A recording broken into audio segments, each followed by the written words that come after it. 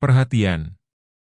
Konten ini mengandung konsep esensi ilahiyah yang membutuhkan aspek pemahaman mendalam, yang kemungkinan hanya dapat diakses dengan keterbukaan hati dan pikiran, untuk mencapai tingkat pencerahan dan kesadaran yang lebih tinggi.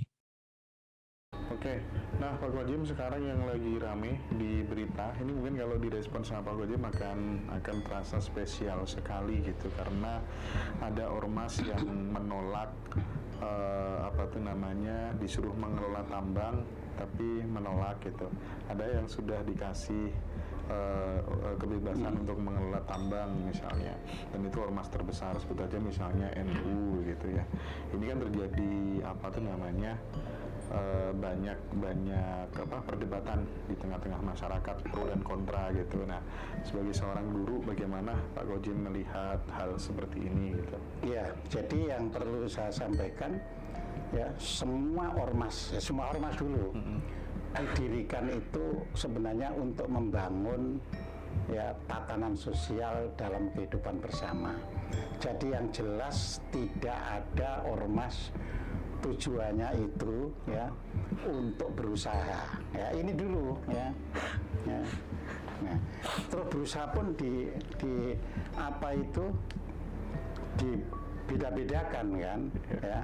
Misalnya berusaha yang kira-kira tidak sampai berurusan dengan kemaslahatan umat lainnya ya, diperkenankan. Misalnya suatu ormas punya toko, ya ora apa-apa.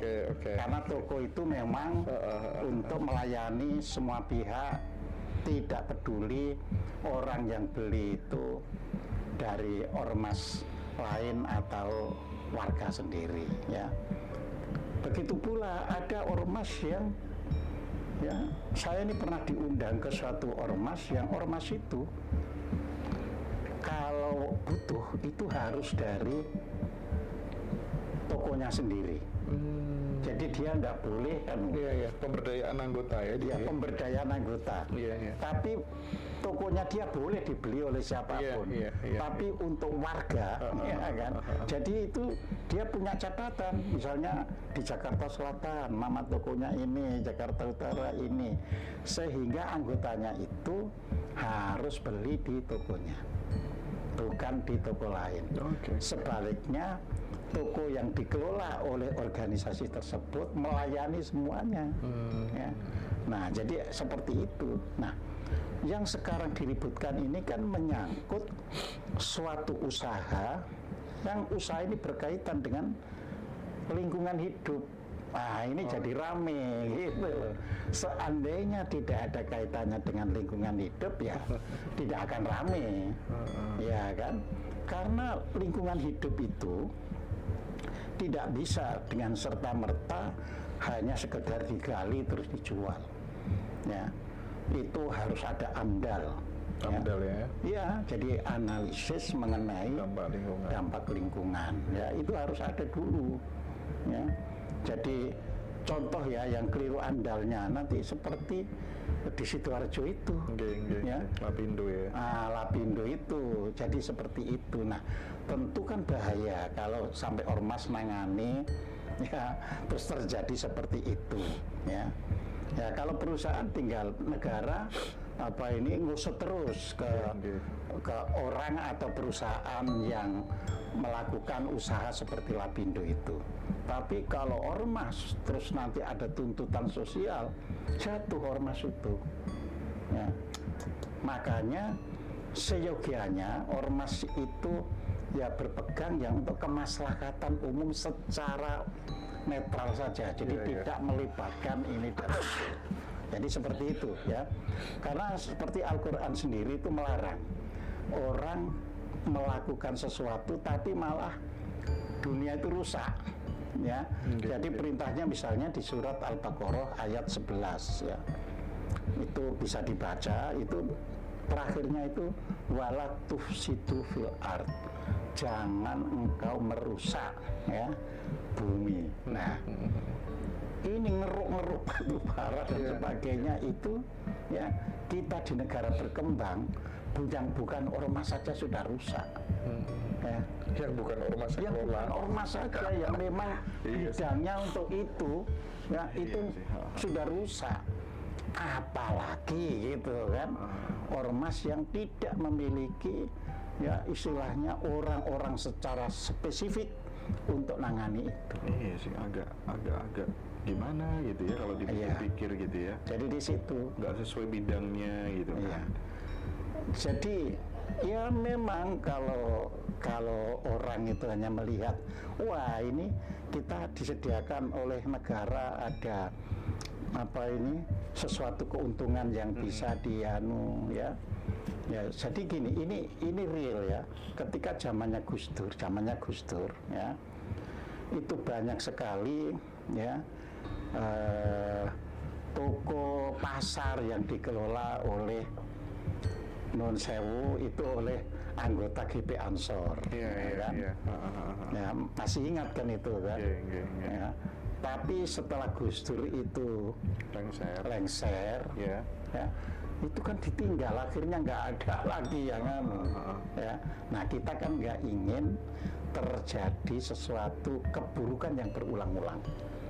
Ya, jadi saya di sini juga menghimbau seyogianya ormas-ormas itu tetap istilahnya berpegang pada khitohnya, berpegang pada naluri untuk membangun ormasnya demi kemaslahatan bersama.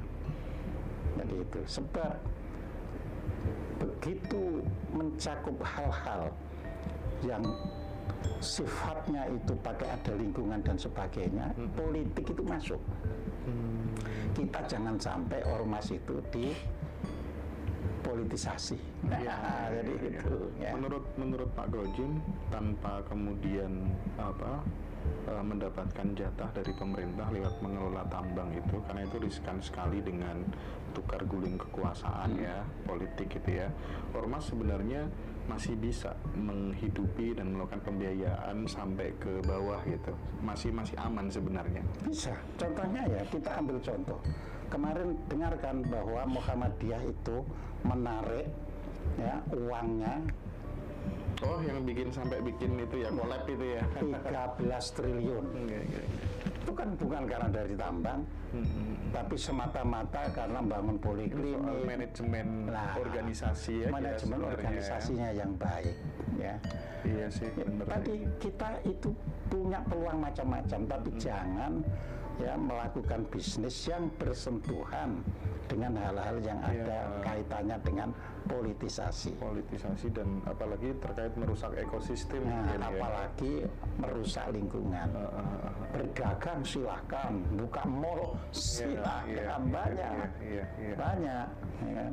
Tapi ada nggak sih Pak Gojim konsep di dalam pikiran Pak Gojim sendiri supaya kemudian bangsa ini bisa terbebas dari kemiskinan gitu ya? Apa kira-kira yang harus dilakukan sebenarnya gitu? Karena kita tahu ya, karena kita tahu masyarakat kita itu ya Pak Gojim ya, yang benar-benar dia pengen dikasihani gitu. Iklan-iklan di YouTube misalnya,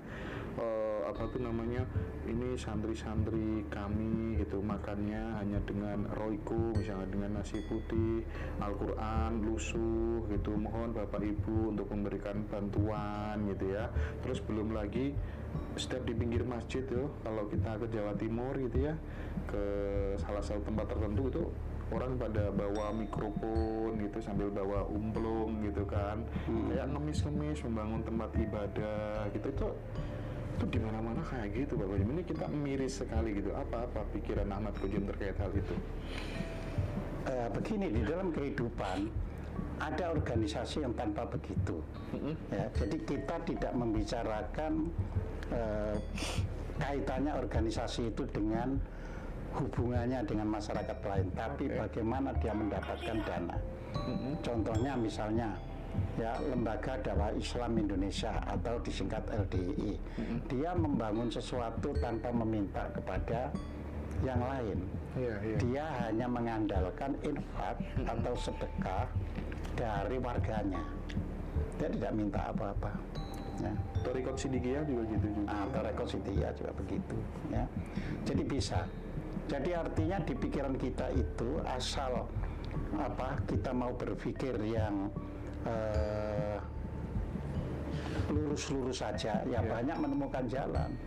Masalahnya kan kita sering terus kita ini ya merambah ke hal-hal yang lain yang akhirnya terjadi benturan sosial. Tapi asalkan tidak berbenturan sosial, ya nggak apa-apa, kecuali benturan sosial disengaja. Misalnya begini, tahu kan, pernah ingat kan ada Ahmadiyah itu yang sampai diusir-usir, ya kan? Nah ini kan karena ada yang menyengaja untuk berbenturan sosial dengan Ahmadiyah. Padahal kalau saya lihat ya teman-teman yang Ahmadiyah itu ya baik-baik saja, ya nggak ada urusan dengan gitu, ya. Tapi mereka itu juga seperti LDI, jadi ada yuran, infak sekian persen, makanya nggak pakai apa itu narik-narik di jalan-jalan, jadi semua itu bisa, ya. Ya Muhammadiyah juga bisa mendirikan banyak sekolah, banyak ini tanpa minta sumbangan. Iya sih. Bisa. Soal manajemen organisasi aja gitu. Betul. Itu ya rawan konflik juga sih akhirnya nanti kalau kemudian, apalagi itu ormas yang besar gitu. Kita tahu kalau ormas yang besar itu ya udahlah, kita tahu ini soal grassroots dan lain sebagainya gitu kan. Iya. Oke. Ini nih ada doktrin Pak Kojim. Kejar ilmu akhirat aja deh, miskin nggak apa-apa, yang penting masuk surga gitu kan, banyak yang kayak gitu kan ya.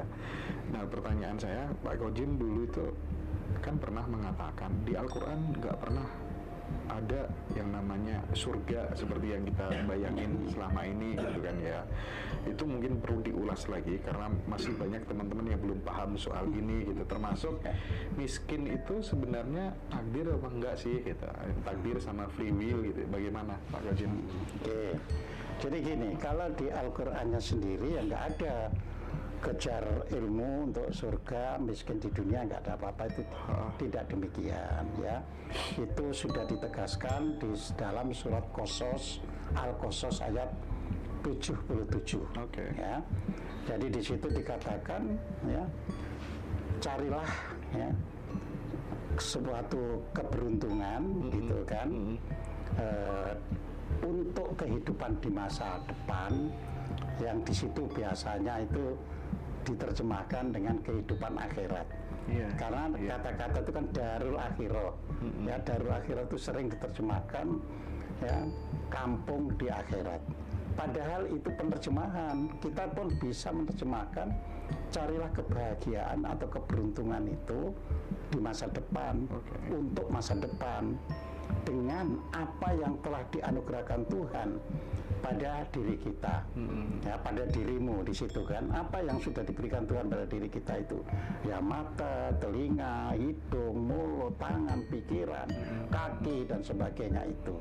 Dan walatansa, jangan sekali-kali melupakan nasibmu di dunia ini. Jadi kalau ada kata-kata jangan melupakan nasibmu di dunia ini, berarti nasib itu bukan takdir. Karena di situ ada perintah jangan dilupakan nasibmu di dunia ini. Bukan takdir dong. Ya. Kalau takdir kan ya udah dilupakan ya orang popo kan gitu loh ya. Nah, jadi miskin atau tidak itu karena kita tidak mengejar ya apa yang telah diberikan oleh Tuhan. Kita tidak memberdayakan apa yang telah diberikan oleh Tuhan. Ya, makanya di dalam surat Yunus ya, surat 10 ayat 100 itu dikatakan ya, dan barang siapa yang tidak memberdayakan akalnya ya, maka petaka akan menimpanya. Nah, jadi orang supaya petaka itu ya jangan karena gunung meletus gitu kan. Jadi orang hidupnya sengsara itu ya petaka hidup. Ya, nah maka supaya tidak kena petaka ya, di ayat itu kita wajib memberdayakan akal pikiran. Nah, jadi situ. Nah, surga itu di Al-Quran ya kan sudah saya katakan kan, kalau bahasa Arabnya itu jannah, itu kalau kita mau merefer ke bahasa Inggris itu tidak diterjemahkan heaven. Heaven itu kalau diterjemahkan ke bahasa Indonesia itu surga, tapi selalu diterjemahkan garden. Garden itu taman, kebun yang indah. Kebun. Nah, boleh kita terjemahkan gini ya. Jadi kita akan bisa masuk ya taman surgawi. Jadi maksud kebun itu memiliki sifat seperti surga. Nah, jadi di situ. Ya. Dan di Al-Qur'an banyak sekali dikatakan, dan orang-orang ya, ada orang yang di dalam surga itu, ya, di dalam taman surgawi itu berbincang, ayo kita lihat teman kita yang di neraka.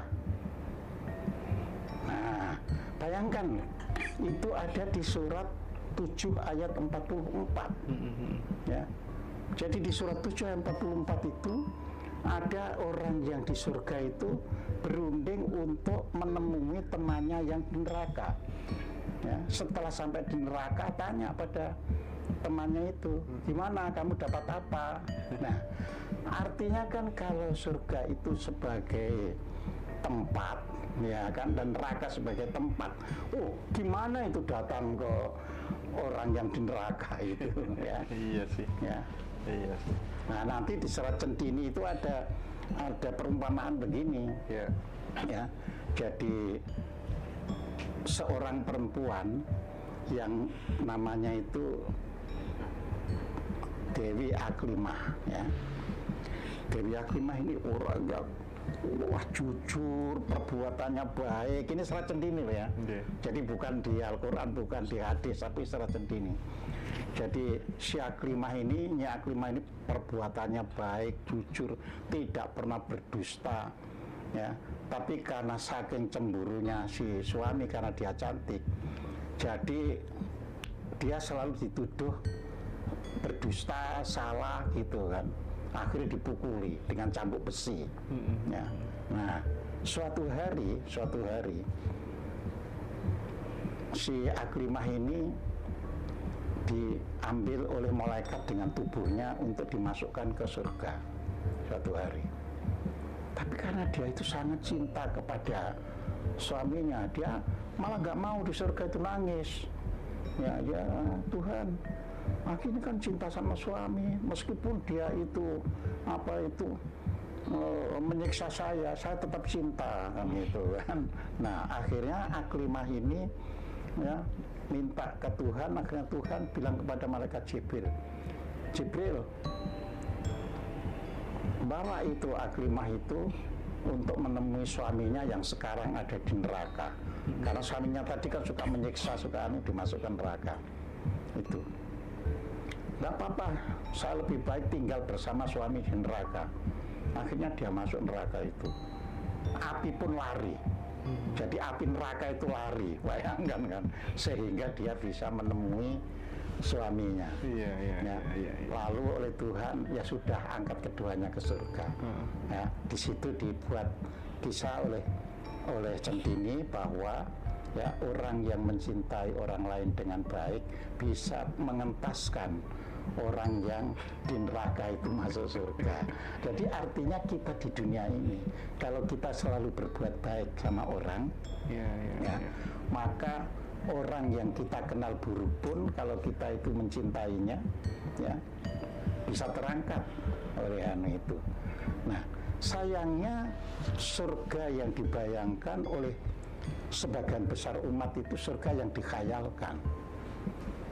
Jadi tidak mau melihat apa yang dinyatakan di Al-Qur'an.